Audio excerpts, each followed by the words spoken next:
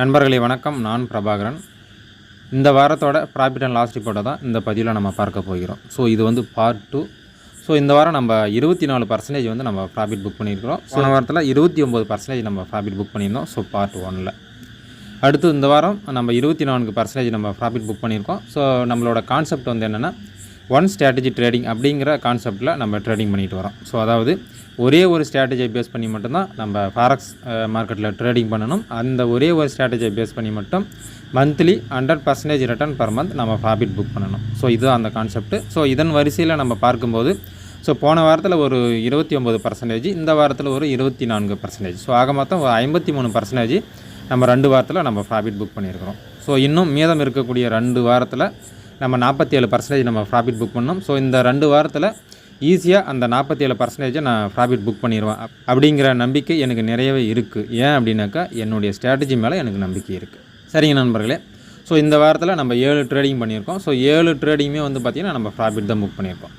So அடுத்து நம்மளோட investment வந்து பார்த்திங்கன்னா $50 ஆல்ரெடி உங்களுக்கு தெரியும்.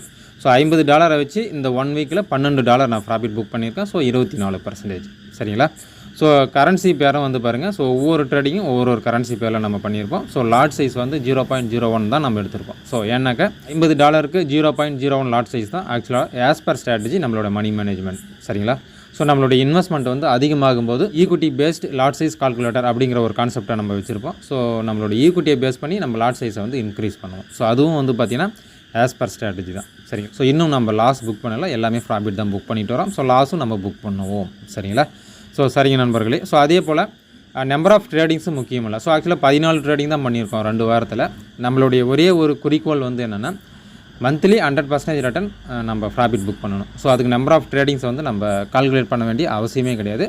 ஓவராலாக நம்ம ப்ராஃபிட்டில் இருக்கிறோமா இல்லையா, ஸோ இதுதான் வந்து ரொம்ப ரொம்ப முக்கியமான ஒன்று. கரெக்டாக சொல்லணும்னா ஸோ என்னுடைய கவனக்குறைவால் ஒரு 4-5 ட்ரேடிங் ஆக்சுவலாக நான் மிஸ் பண்ணிட்டேன். ஸோ இதுதான் ஆக்சுவலாக நடந்தது.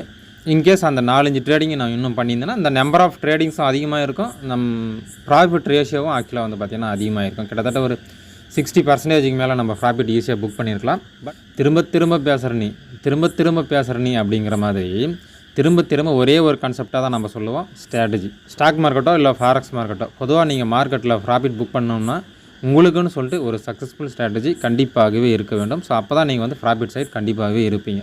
ஸோ அந்த ஸ்ட்ராட்டஜி எதை பேஸ் பண்ணின ஸ்ட்ராட்டஜியாக வேணாலும் இருந்துட்டு போட்டோம். எனக்கு வந்து கேண்டில் ஸ்டிக்ஸில் தான் நம்பிக்கை.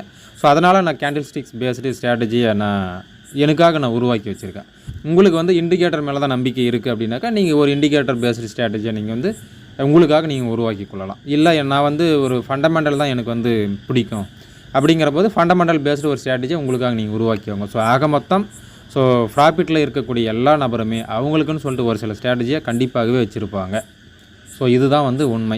அவங்க வெளிப்படையாக சொன்னாலும் சொல்லலனாலும் இதுதான் உண்மை. சரிங்க நண்பர்களே, ஸோ இதுதான் இந்த வாரத்தோட weekly profit and loss report. அடுத்தடுத்த வாரத்தில் நம்ம கண்டினியூஸாக நம்ம ப்ராஃபிட் அண்ட் லாஸ் ரிப்போர்ட்டை நம்ம ஷேர் பண்ணிகிட்டே வருவோம். சரிங்களா?